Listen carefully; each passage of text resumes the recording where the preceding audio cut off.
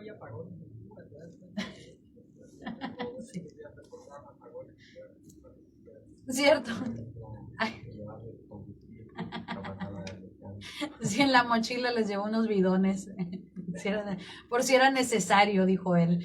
Y tortillas de harina. Unas velas. Unas velas y tortillas de harina. Esperemos que se combata De la corrupción dentro de la compra de medicamentos, pues sí, totalmente, doctor. Y respecto a este señor Carlos Ulloa, que al parecer ocupará la titularidad del IMSS Bienestar, ¿qué perfil considera, maestro, tendría que ser este señor Carlos Ulloa para poder, pues, domar esta bestia que se está formando y es el IMSS Bienestar? Y pues, mira, bueno, de entrada,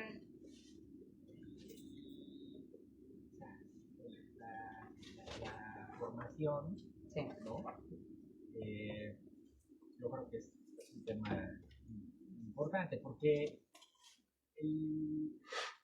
o sea, necesitamos gente que sea de la confianza de la presidencia y de todos para que le ayuden, Sí. ¿no?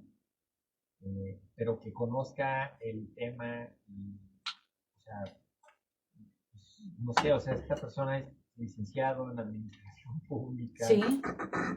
Está bien, ojalá con ese enfoque de administrador público administre bien los servicios y sistemas de salud que van a estar a su cargo, ¿no? Acuérdense que el IMSS Bienestar tiene un dineral. Sí. O sea, otro saco de dinero enorme. es un dineral, sí. Porque le reacomodaron todo lo que le daban a las secretarías de salud de los estados para la parte de atención.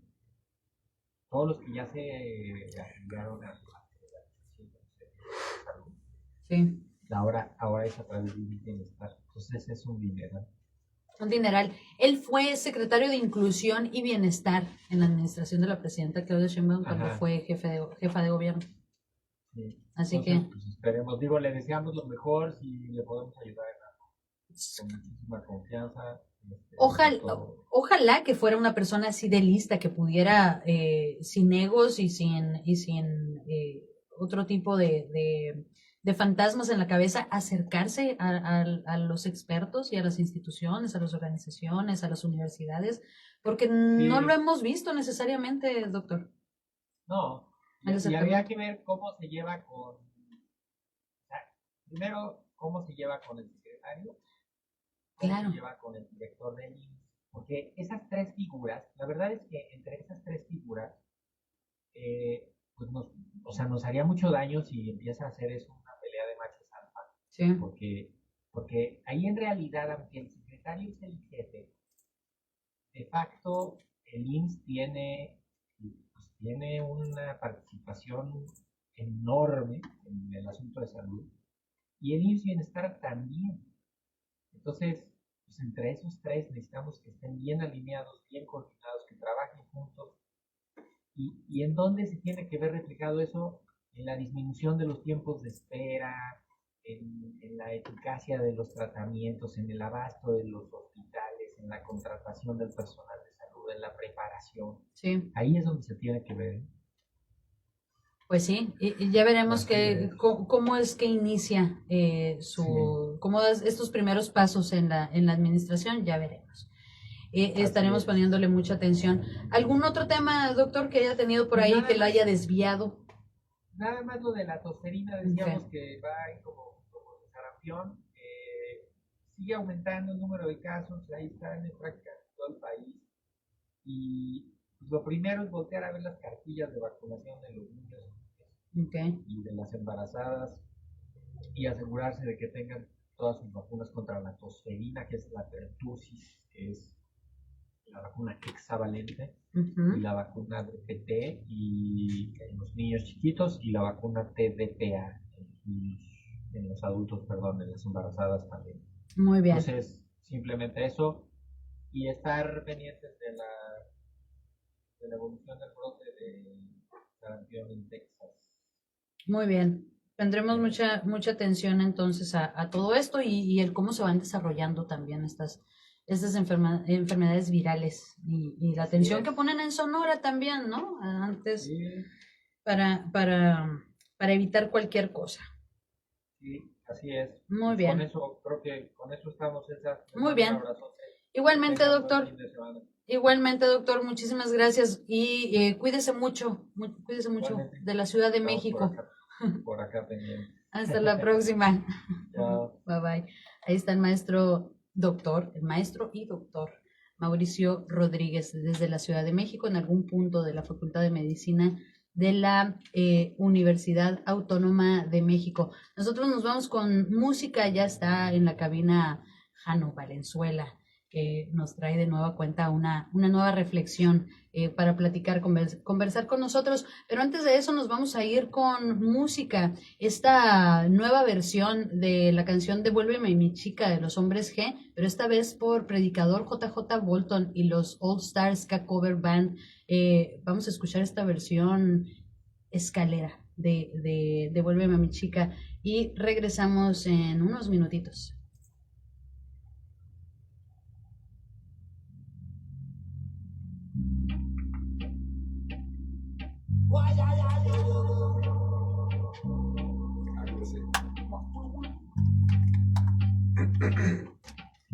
Nueva. Ahí no nos escuchamos, nos hablamos. Nuevecita de paquete. Estamos ya en vivo. Allá sí estamos en vivo.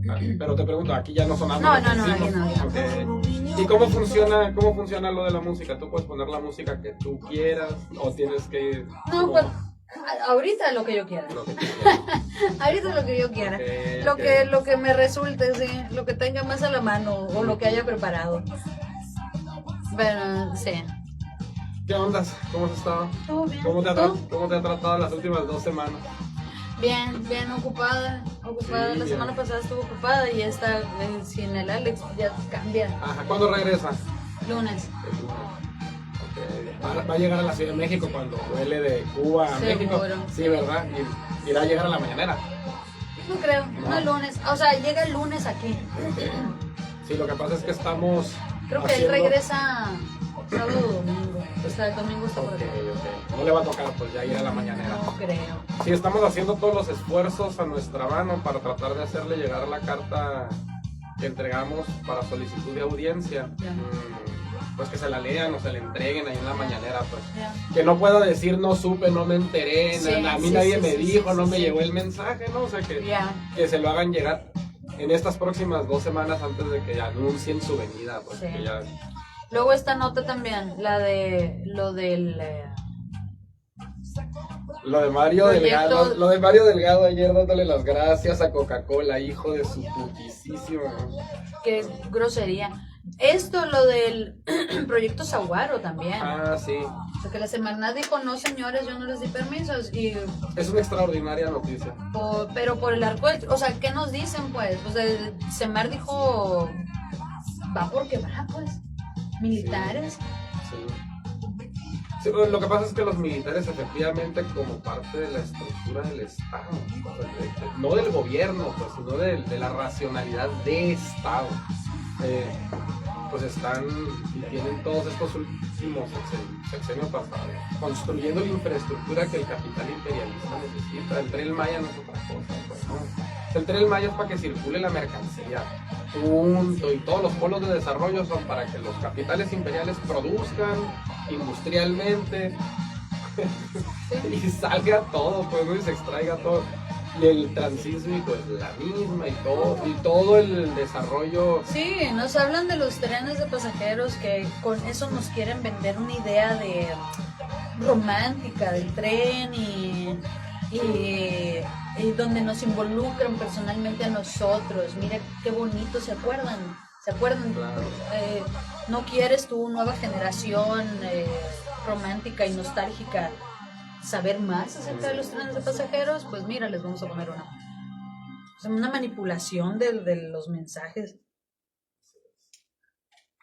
Volvemos a la cabina de política y rock and roll. Noticias, son las 8:46 minutos y acabamos de escuchar esta versión en ska de este clásico de los hombres G, Devuélveme a mi chica. En esta ocasión la escuchamos encabezada por el predicador JJ Bolton y All Stars Ska Cover Band. Está buena, se escucha bastante bien. Habrá personas que seguramente la escucharon y la habrán de integrar ahí a su playlist. Pero ahí está. Me gustó más que la original. Mira, te voy a abrir el micrófono, Jano, para que nos des tu opinión. ¿Te gustó más que la original entonces? La original casi no me gusta, como que me saturó en los tiempos de juventud y que uno va a los bares y suena y suena y suena, entonces ya. En su momento sí, ya sonó. Es tu Hotel California, a lo mejor. Ándale, hazte de cuenta, pues. Es cierto, para algunas personas es ese tipo de canción. Pero bueno, ahí está una oferta musical más, un cover más también en el universo, que hay tantos. Jano, sí, ponte mejor este micro, vamos a ver cómo se escucha ahí. A ver. Hola. Ahí está. Yo creo que este lo voy a tratar de subir y este lo voy a tratar de bajar. Ahí está. Sí, ¿verdad? Ahí está. ¿Qué tal me escucho ahí? Ahí te escuchas perfecto. Excelente. Ahí está. Pues bueno, Jano, bienvenido de nueva cuenta, como cada jueves de cada 15 días por acá a la cabina de Política y Rock and Roll Noticias. Bienvenido una vez más. ¿Qué tema nos vas a plantear el día de hoy? ¿Qué onda, Elsa? Pues muy buenos días, muchas gracias. Pues venía pensando en eso y creo que hay varios temas urgentes y quiero empezar el día de hoy regresando así como al tema pues en el que yo me había quedado medio clavado durante bastante tiempo, pues Palestina nuevamente. Eso es tristísimo, es no hay ni siquiera palabras, ¿no?, para describir lo que está sucediendo en los últimos días.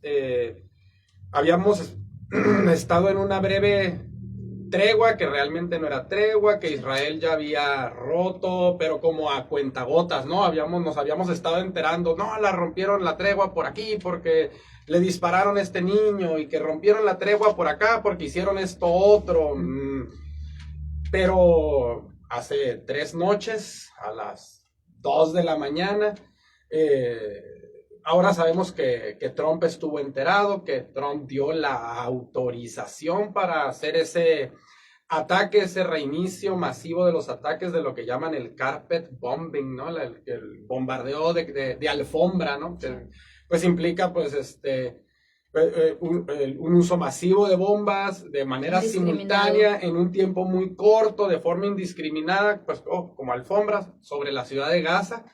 Y pues el saldo es dantesco, ¿no? Dantesco. Es el asesinato de niños más grande que se ha dado desde el inicio desde el inicio de la agresión imperialista, genocida.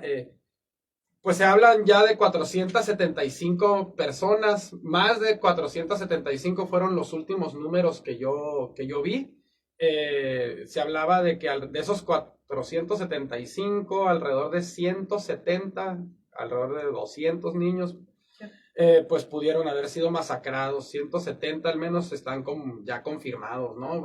Y eso fue solamente en el transcurso de unas horas, mientras estaba la gente dormida a las 2 de la mañana, entre 2 de la mañana y el mediodía del siguiente día estuvieron bombardeando, y pues el saldo fue pues esta cantidad de muerte, ¿no?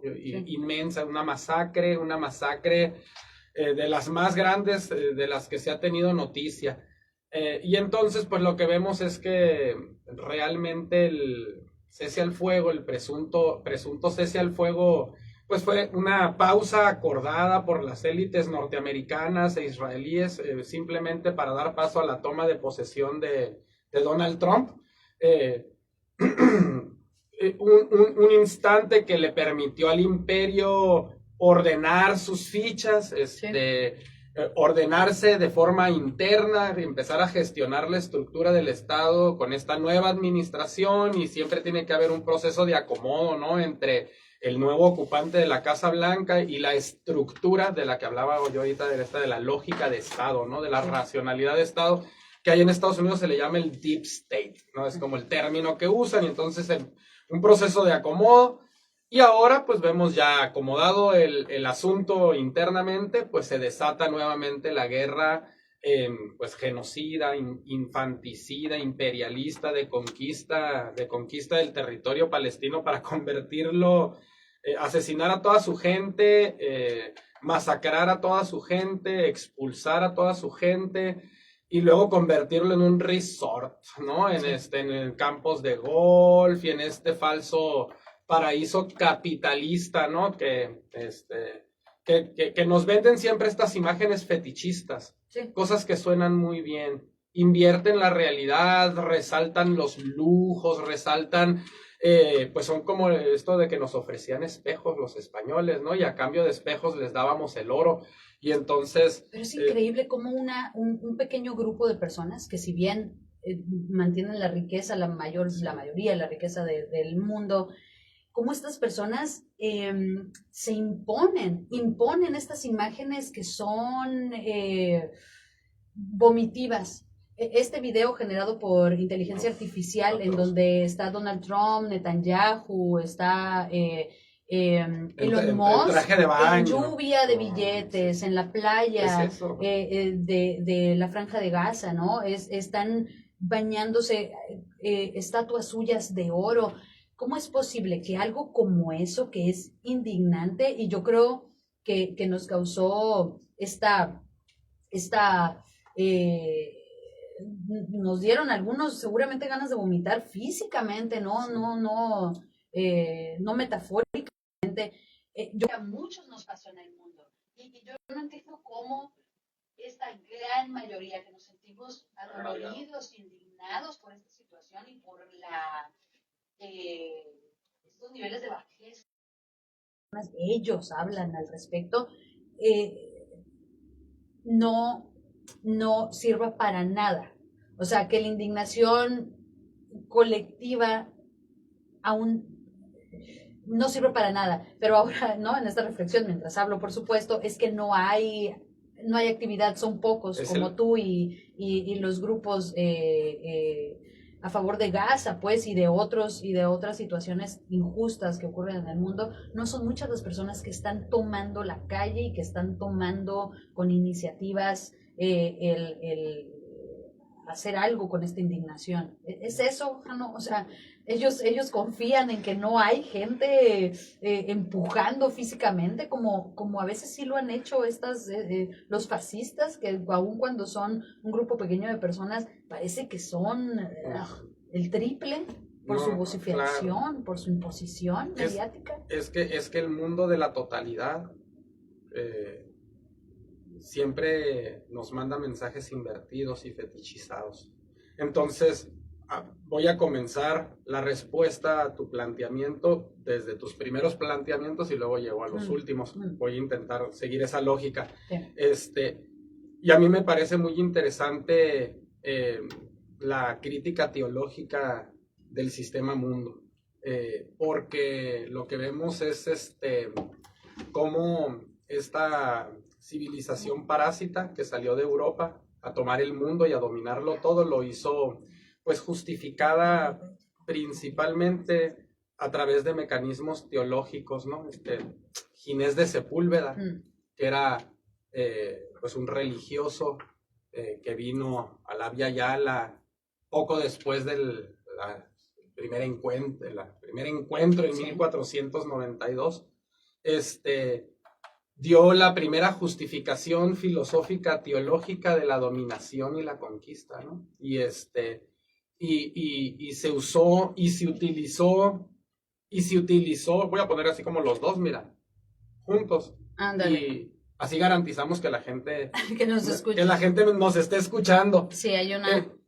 Sí, continúa. Y se utilizó la justificación teológica para legitimar la dominación y la conquista del mundo a través de un proceso que lo que hizo fue negarle la humanidad a los habitantes de las tierras ajenas, ¿no? Las nuevas tierras, el nuevo mundo, el Abya Yala o el continente americano, como ustedes le quieran llamar, se les negó su humanidad, ¿no? Y a partir de esa negación de su humanidad, que fue un proceso de argumentación filosófica de Ginés de Sepúlveda, eso está escrito en los textos de Ginés de Sepúlveda, pues justifica el que se pueda asesinar, el que se pueda explotar, el que se pueda cosificar al indio, que se convirtió en indio, que ni siquiera era indio, porque ellos usaron ese gentilicio porque pensaron que llegaron a la India y le dijeron indio, y bueno, además eran tojolabales, eran tzotzales, tzotziles, eran yoemes, eran no, muchos mundos distintos en todo este territorio. Y entonces la justificación teológica a la modernidad europea, a las cristiandades europeas que se expandieron hacia el continente americano, les sirvió para seguir avanzando su conquista del mundo. Sí. Y si nos fijamos bien, aunque se secularizaron con la revolución industrial supuestamente y el renacimiento italiano y después las revoluciones industriales, y entonces hubo el proceso de secularización aparente en el que se separa iglesia y Estado, que inspiró al juarismo liberal, ¿no? Para que la gente vaya viendo las conexiones globales, las conexiones mundiales de este sistema mundo en expansión que se va configurando y legitimando a través de estrategias de dominación intersubjetiva, sí, cognitiva, ideológica, donde se usa la teología, el uso de Dios y de lo sagrado, de lo divino, para ir justificando todos los actos de genocidio que se llevaron a cabo.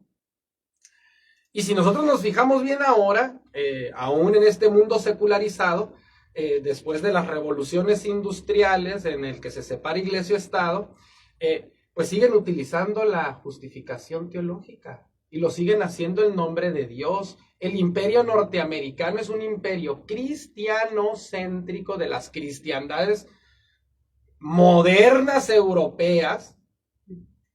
Estados Unidos no es más que esa Europa que brincó el charco también, ¿no? Inglaterra y esos blancos europeos anglosajones, ¿no? Quienes reutilizan y regestionan todo el discurso teológico para también justificar el crecimiento expansivo de su imperio a través de la doctrina del destino manifiesto, ¿no? Donde estos blancos rubios noroccidentales anglosajones están designados por Dios, destinado por el cielo para conquistar el territorio.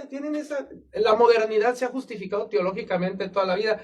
El imperio lo sigue haciendo, está el imperio con su discurso de guerra contra los musulmanes, porque acusan a los musulmanes de ser salvajes, y entonces el proceso de Ginés de Sepúlveda, de deshumanización de los indígenas, se reutiliza, deshumanizando a las personas musulmanas, a las personas árabes, a las personas palestinas, a las personas de origen realmente semita, como los hebreos, que practicaron el judaísmo originariamente, después europeos polacos y europeos franceses y europeos ingleses y europeos españoles y europeos portugueses y suecos y eslovenos, y se convirtieron al judaísmo y después regresaron a colonizar el territorio de los semitas, haciéndose ellos pasar por semitas con una máscara de semitas, porque adoptaron el judaísmo invertido y fetichizado para dominar un territorio también. Es una justificación teológica. Los imperios usan justificaciones teológicas, y entonces uno tiene que ser ateo de esa teología, como Jesucristo fue ateo de la teología imperial del Imperio Romano, que se legitimaba también teológicamente, porque decía que el emperador, a falta de Dios en la tierra, era el representante por nombramiento divino. Y entonces la teología, como decía Walter Benjamin, tenía una figura narrativa. Yo no sé si ustedes leyeron, pero yo se los comparto, las 12 tesis sobre las 12 tesis sobre filosofía de la historia de Walter Benjamin. Y la última tesis construye él una metáfora, así como una analogía, para describir el poder en el mundo, las disputas de poder como un juego de ajedrez. Entonces la mesa tiene un mantel largo que va hasta el piso y están dos competidores del juego de ajedrez. Uno es humano y el otro no es humano, el otro es como un títere, como una maquinita así. Y entonces debajo de la mesa oculto está como un pequeño duendecillo que está moviendo todo desde debajo de la mesa. Y ese monstruito horrible es la teología de dominación. Entonces la metáfora es buenísima porque nos ayuda a entender cómo operan los mecanismos de dominación intersubjetiva de manera, pues no evidente, oculta, pero utilizada en el discurso público. Entonces hay que ser ateos totalmente de esas narrativas de dominación, y eso implica ser ateos del imperio mismo. Se vende como necesario, como que todos dependemos de él, que sin él el mundo no puede funcionar. En las películas ellos son los grandes salvadores que luchan siempre por el bien. El aceite que mantiene rodando la rueda. Como si fueran sagrados. O sea, es que ahora digamos, lo sagrado de la teología anterior, antes de secularizarse, era el debate si eran Dios o no Dios. Y ahora ellos mismos se quieren colocar a sí mismos como el Dios, como lo sagrado, como lo necesario, cuando realmente no lo son. Y entonces hay que negar ese imperio. Sí. Y ahora vamos a la segunda parte de tu planteamiento. Una de esas estrategias de adoctrinamiento ideológico de la modernidad y sus imperios es hacernos creer que somos pocos. Por eso se construye toda la narrativa de la política de identidad, que nos separa, evidentemente, nos atomiza en pequeños grupos y colectivos que luchan solo por causas específicas particulares de ese grupo, y eso nos hace ver siempre como minorías. Entonces somos minorías y no somos minorías, somos mayorías porque tenemos distinciones analógicas. O sea, las opresiones que tú padeces, yo las puedo entender por analogía, porque yo padezco opresiones que no son las mismas, pero son similares a las tuyas, pues. Sí. Entonces, tu lucha por la liberación de la mujer y yo, mi lucha por la liberación del hombre racializado, de esta sociedad heteronormada, ¿no? Patriarcal, que también me oprime de muchas maneras, pues lo puedo yo comprender porque realmente no somos diferentes. Sino solo porque distintos. Porque el sistema que nos oprime no es diferente. Pero porque nos quieren atomizar, y entonces que cada quien luche por su causita, y entonces parece que somos minoría, pero no lo somos. Somos una mayoría significativa del mundo, y también somos mayorías en las calles inconformes. Veamos lo que está pasando en Argentina, veamos cómo salimos este fin de semana en todas las ciudades de este país por lo de Teuchitlán, por lo de Teuchitlán, ¿no? Porque la maquinaria de muerte del sistema mundo capitalista, en el que los estados juegan papeles diversos, unos son centros hegemónicos y otros son periferias dependientes, pero con sus burguesías dominando esos estados. Entonces, aquí en México tenemos una burguesía que era porque la burguesía tampoco es ¿no? Pues nos la solemos imaginar como una sola cosa, como si nomás fueran un tipo de gente, y no, tiene sus distintos bloques la burguesía también, y sus distintos segmentos. Entonces, dentro de esa clase dominante de la burguesía, que históricamente ha dominado la estructura del Estado mexicano, desde que el Estado mexicano existe, y previamente como élites coloniales ibéricas de los virreinatos, que después se heredaron a sus hijos criollos ya en el Estado mexicano, pues esos bloques, esos distintos bloques de las burguesías actuales, pues pueden entrar en contradicción entre ellos y tener conflictos y disputas que se reflejan en sus partidos políticos que ellos tienen, para su propio beneficio, y luego entre ellos ahí esos bloques se echan broncas, se disputan, se tiran culpas, se señalan con el dedo, se tiran la bolita, se dan abracitos después, acá por debajo del agua son bien compas todos, y además pues los integrantes fluyen como el agua entre uno y otro, porque son de la misma, o sea, tienen en última instancia como de una conciencia de clase, que aunque tengan disputas entre ellos, sí, se organizan y hacen consensos de clase, muy democráticos, de clase, entre su clase, la gente de su clase, de su oligarquía, aunque sean unos de la burguesía agrícola y otros de la burguesía industrial y otros de la burguesía comercial y otros de la burguesía mediática y otros de la burguesía puedan minera, despreciarse entre ellos. y entre ellos se tiren broncas, ¿no? A final de cuentas se ponen de acuerdo porque generan la distracción fetichista en las narrativas mediáticas para distraer a la gente y parece que somos minoría. Sí. Pero no, estamos en la calle y nos estamos organizando y está creciendo la noción de que tenemos que tejer entre movimientos. Yo creo que esa bolita está ahorita en el aire y la estamos tejiendo entre colectivos y nos estamos comunicando entre segmentos y sectores.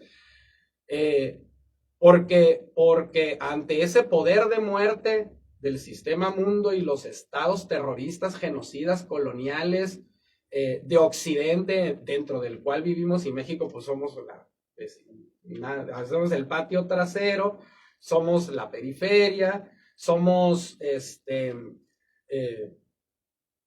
pues el Estado mexicano va a hacer lo que el Estado norteamericano le diga, porque el Estado norteamericano pues ejerce el poder imperial en contra del Estado mexicano, sin importar qué gobierno esté, sí, sin importar como no importa qué gobierno esté en Estados Unidos, igual hay una política de deep state que es ser imperialistas y coloniales y hacer la guerra para alimentar el monstruo del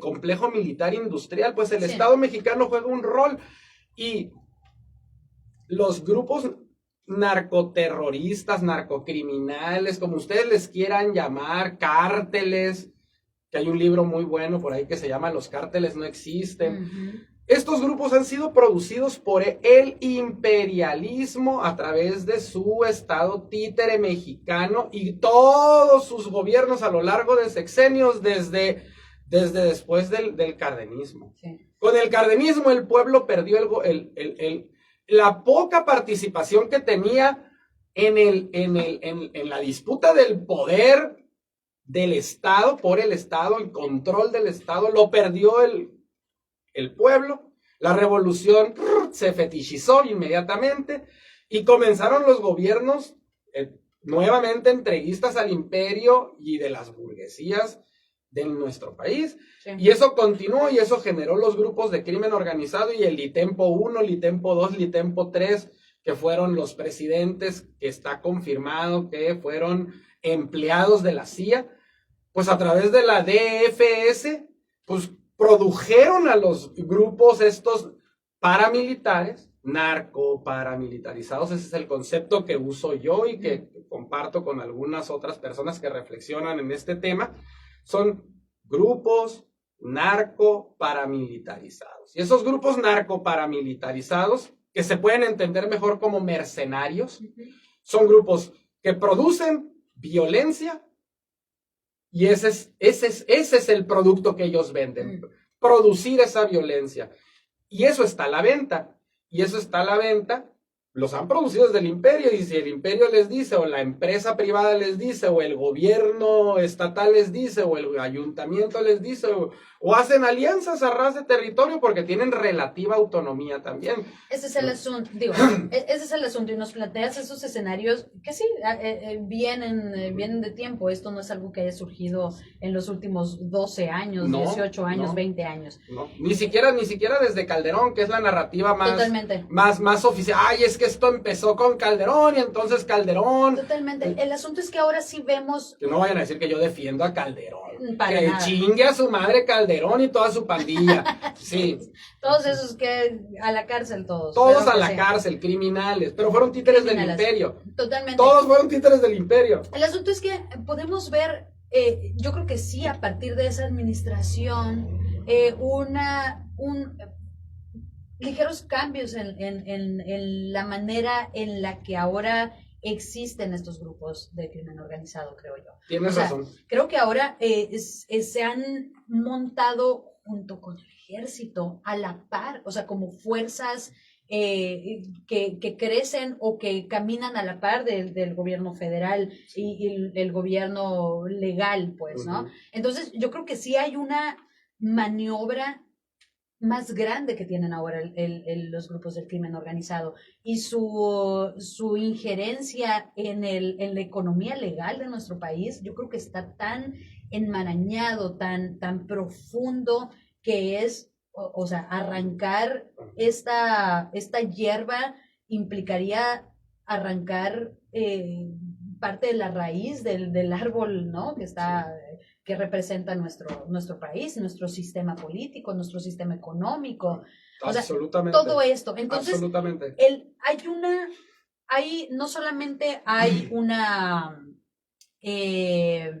no solamente hay una falta de recurso y de recursos económicos y de recursos morales para acabar con esta situación, sino que además la conveniencia que hay de que estos continúen, claro, o que continúen así de redituables, es, o sea, es slim, o sea, son estas personas que tienen todas estas empresas legales en México. Seguramente el que declararan a los grupos organizados, a los grupos del crimen organizado de México, los declararan terroristas, seguramente puso nerviosos a muchos empresarios mexicanos y a muchos empresarios estadounidenses que hacen negocio con México y que ahora tienen que ser, bueno, por ley, ahora tengo que hacer toda esta revisión, ahora tengo que ser responsable de todo esto, todo lo que implica el que se haya designado de esta manera a los grupos del crimen organizado. Yo creo que eso hace tan difícil que haya una disposición real por parte de las autoridades para acabar o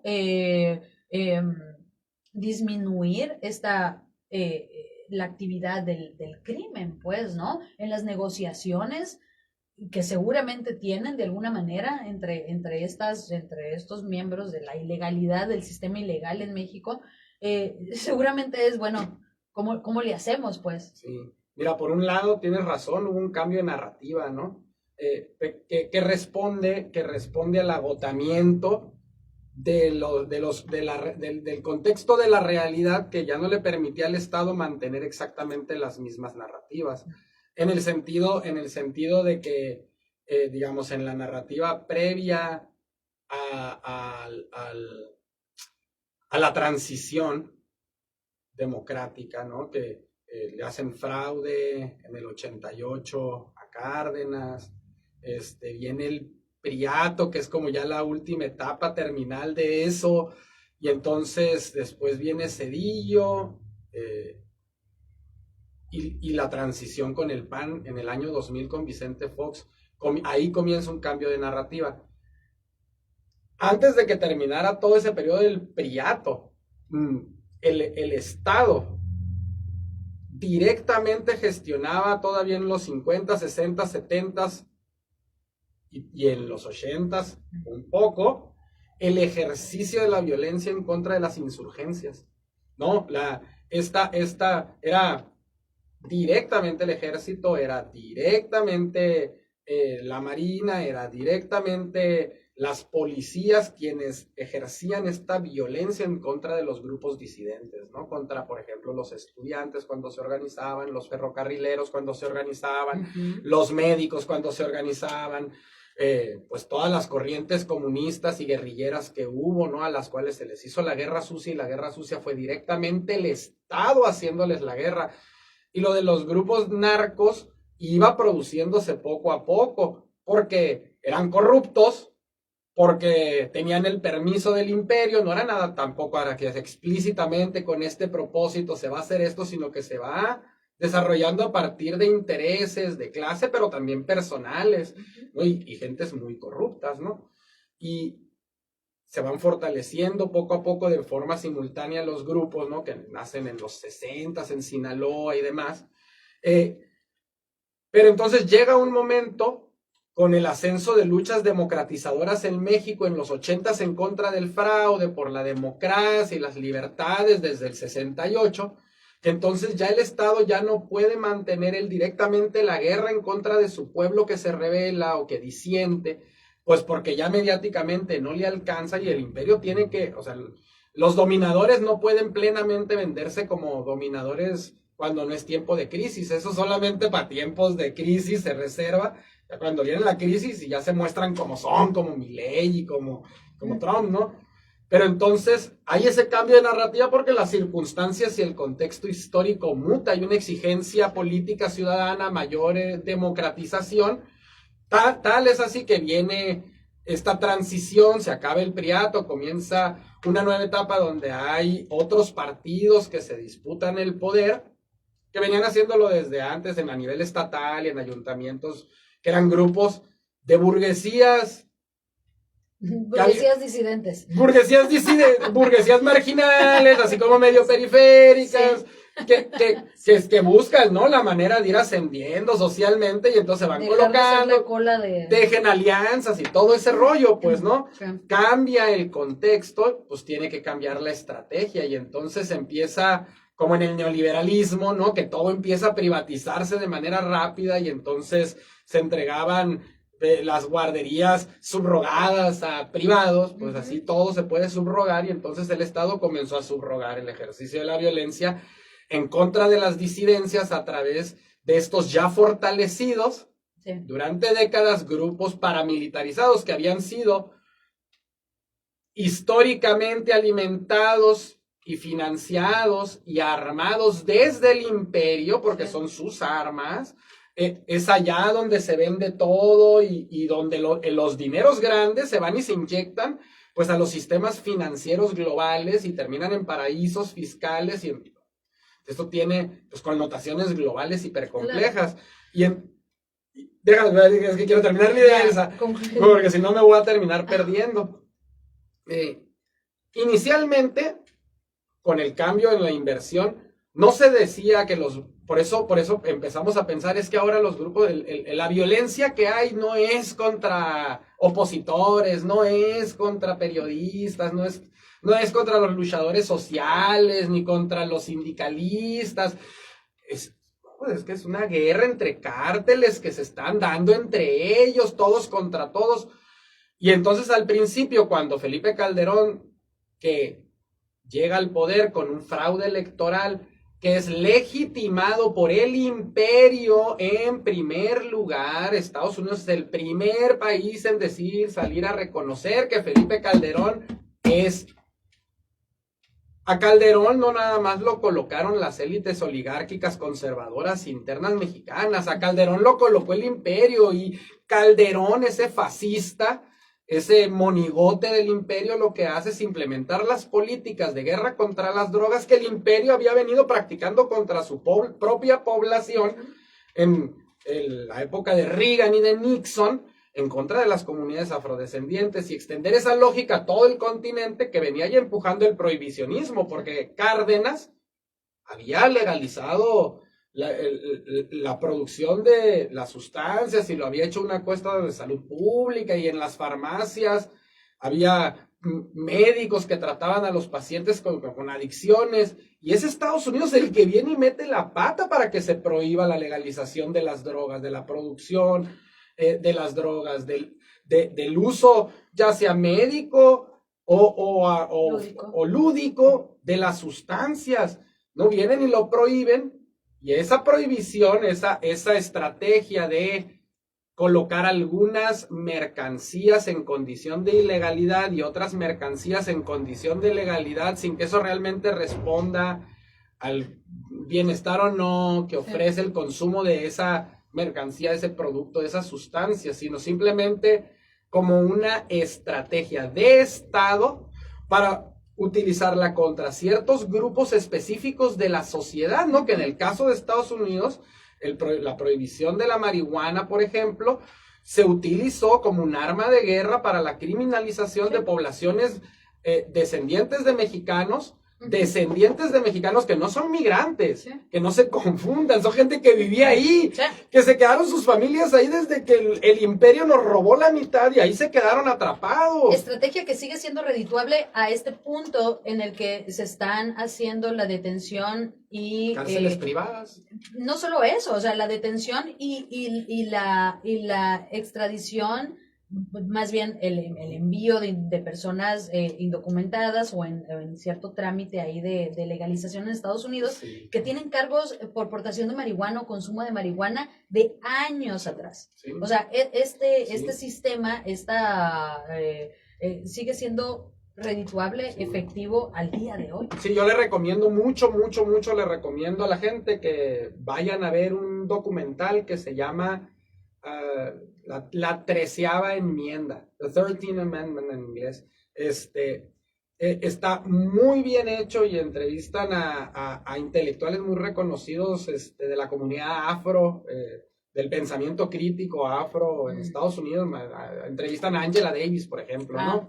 Claro. Y entre muchos otros, ¿no? Jóvenes y viejos y activistas y demás, historiadores de todas estas procesos históricos y explican, ¿no? Muy bien cómo después de que se da la guerra civil entre norte y sur, y entonces que porque los del norte pues ya querían acabar con la esclavitud y los del sur estaban aferrados a que seguir teniendo esclavos una vez que ganan los del norte, y nace la nueva constitución.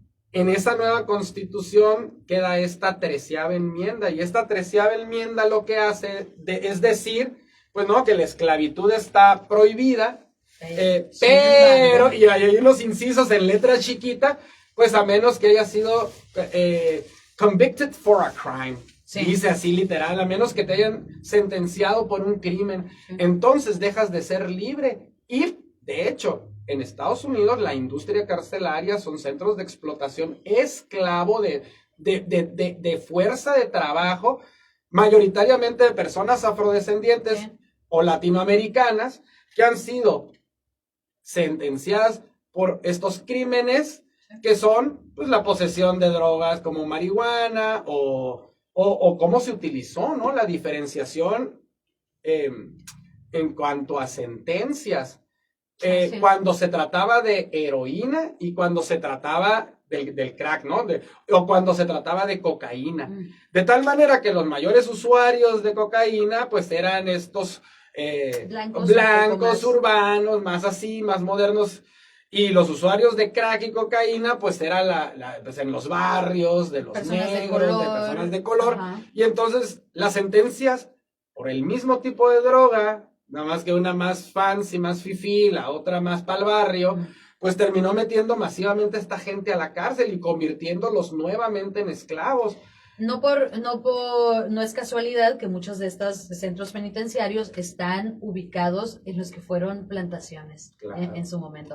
Hay muchas cosas en las leyes de Estados Unidos que tienen que ver precisamente después de la abolición de la esclavitud. Exacto. La aportación de armas, por ejemplo, tiene mucho que ver con la defensa de tierras, la defensa de tierras en contra de las personas negras que acababan de ser liberadas, ¿no? Sí. Básicamente. Entonces, sí, esa es la historia de Estados Unidos, una historia muy, muy reciente. Y entonces, resumiendo y aterrizando, pues este imperio del cual hemos platicado ya como su proceso de conformación, ¿de qué dependió? Pues de la muerte y exterminio de pueblos, de la esclavitud en masa de personas, pues este imperio que está cometiendo el genocidio en Palestina, que da el visto bueno y la aprobación y las armas y las bombas y el dinero y todo para que... Es el mismo que produce estos grupos que nos están aterrorizando. Sí son, tiene razón, sí son terroristas. Casi cayendo en lo último que mencionabas en el comentario anterior. Sí son terroristas, pero nos están aterrorizando y lo están haciendo intencionalmente.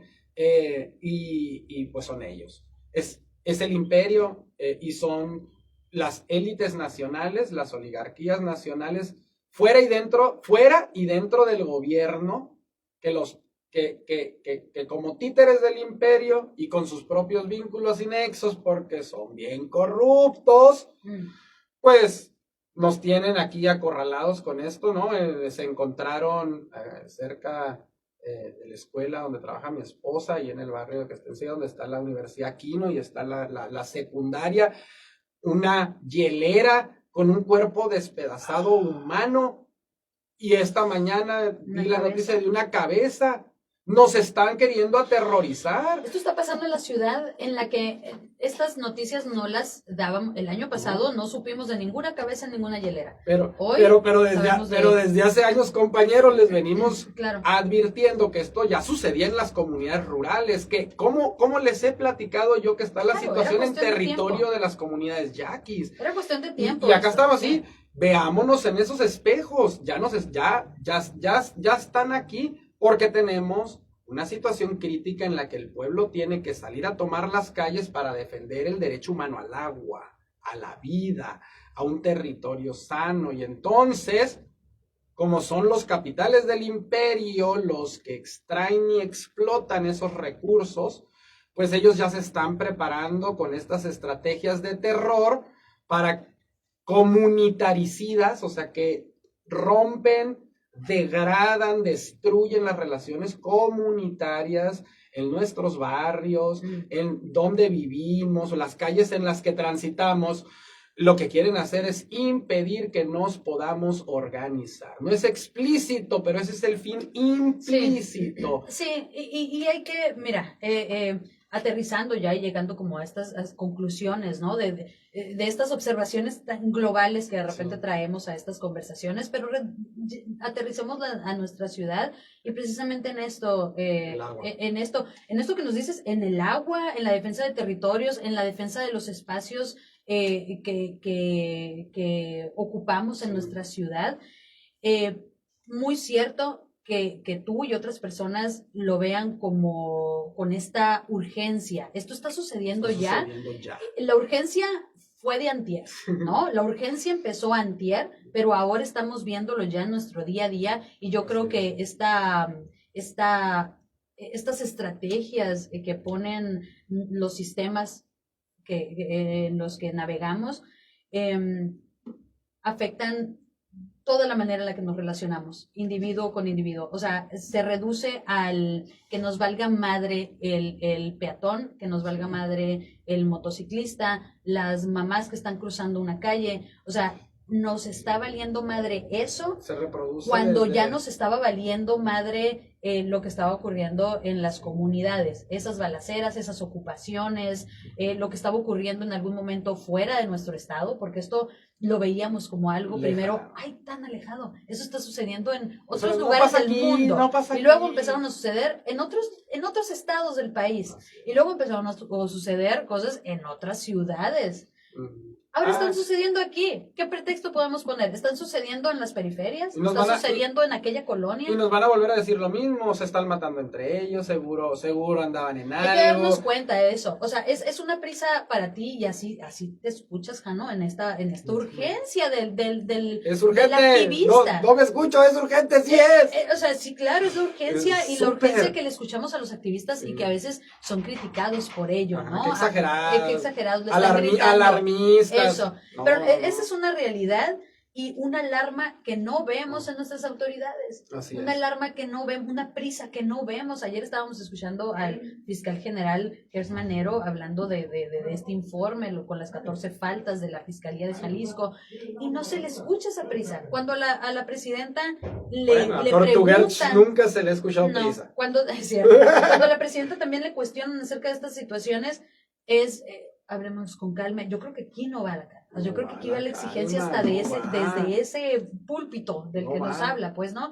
Pero sí, bastante calma, mucha prudencia, hay que esperar, hay que hacer esto. Bueno, yo creo que ya estamos en un momento en el que ya no, que las prisas nos están correteando. Y en muchos aspectos, y en muchos aspectos que nos individualizan. Sí. O sea, yo creo que hay estrategias que están más dirigidas a dividirnos entre nosotros, entre individuos, que el generar comunidad, el generar cohesión, aun cuando nos los dicen en los discursos, que eso es lo que siempre pretenden. se los roban. Siempre se los roban, claro. Pues mira, sí, nos hace mucha falta, mucho trabajo todavía de difusión y propaganda, ¿no? Sí. Difusión, propaganda y agitación. Lo que pasa es que... Hay que ser agitadores, ¿no? Hay que agitar el avispero y hay que organizarnos y si las condiciones siempre son adversas, siempre van a ser adversas y por algo no quieren pasar, por ejemplo, la ley de las 40 horas, ¿no? Tener a la gente extremadamente cansada y siempre explotada y siempre pues, deprimida y insatisfecha con la vida porque los trabajos de mierda que ofrece el capitalismo no satisfacen absolutamente a nadie, pues no da tiempo de pensar en el mundo, pues no, eso no, pero se tiene que hacer porque se le sufre solamente al mundo, se le está padeciendo sin poder acceder a las herramientas y a las categorías para entender cómo ese padecimiento que estoy sufriendo yo en mi cuerpo se conecta y está relacionado con el padecimiento que tiene mi vecina a un lado y mi vecino al otro lado y el de enfrente y el tendero y el vato que tiene su ferretería ahí. Y está todo conectado, pero tenemos que salir y hacer mucha agitación y mucha propaganda y utilizar así a exprimirle el jugo, pues justamente a estos medios que tenemos a nuestra disposición para conectar con la gente, ¿no? Y entonces llamarles ahí donde nos están escuchando, en cada lugarcito, pues que ahí se tiene que activar un organizador, se tiene que activar un agitador, y se tiene que activar un propagandiste, le voy a decir ahora, porque, tenemos todos que activarnos en organizarnos de forma colectiva en nuestro espacio, en nuestro centro de trabajo, en nuestra calle, en nuestra cerrada, con nuestros amigos, con nuestra familia, estar siempre bien conectados y porque esas relaciones y vínculos son las que nos llenan de humanidad, ¿no? Si nomás nos quedamos en nosotros mismos aislados en el teléfono, viendo por nuestros propios intereses, nos vaciamos de humanidad, porque nos deja de importar el otro, la otra, le otre, ¿no? Entonces, conectemos con los demás, organicémonos y si quieren asesoría, me puede, y los visito, ¿no? Ahí en su barrio, organicen ustedes su reunión vecinal, su reunión de vecinos, con la gente de su calle, o con su familia, ¿no? Con quien sea, congreguen un grupito de 5 o 10 personas y podemos ponernos a platicar cómo podemos organizarnos desde ahí. Y cómo esa pequeña organización que nace se puede conectar con otras organizaciones que ya estamos trabajando cotidianamente en justamente hacer el vínculo comunitario y tejer, construir mecanismos de toma de decisión por asamblea popular, pues, ¿no? Sí. Organizarse con otros para luchar por un bien común implica que muchas ideas y voluntades distintas confluyan, ¿no? Y entonces toma tiempo, hay que escucharse con detenimiento, hay que tener mucha paciencia para construir el espacio con base al respeto mutuo, sí, a la dignidad plena de cada una de los seres que participan en la asamblea, en la toma de decisión, y tratar de encontrar luego hay gente con talento que puede, al escuchar las ideas de los demás, inspirarse y entonces lograr como concretar en una sola idea la idea del colectivo, ¿no? Y llegar a un consenso. Ahí está. Y pues llegar a un consenso. Hay que organizarnos. Hay que organizarnos, que sea esa la válvula de escape a toda esta estos sentimientos que de repente tenemos y es justo no dejarlos pasar, ¿no? Y puede haber muchos pretextos, ¿no? O sea, el ir a sembrar arbolitos en colectivo, en hacer un trabajo comunitario por los animalitos, en no lo que sea, cualquier tema es motivo para congregarnos y tomar acuerdos y ver qué nos afecta. La colectividad se ve de muchas maneras, ¿no? Exacto. Y eso tenemos que tener mucha imaginación para crear. Muy bien, pues ahí está, Jano, muchísimas gracias por la conversación y las reflexiones que nos dejas el día de hoy. Gracias a ustedes. Ya está. Ramón, siempre mucho gusto. Nosotros nos vamos a ir a escuchar lo que tiene para decirnos la autoridad federal. Regresamos después de estos minutitos. Hechos por mí. Va que va. ¿De qué son? Banana y canela. Chequen. Panecitos de banana y canela que nos trajo Ramón. Muchas gracias, Ramón. Es pan en mano. Muy bien. Perfecto. Muchísimas gracias. Nos estamos viendo dos jueves más. Bye. Bye, bye. Gracias. Creo que te voy a encargar un tarro de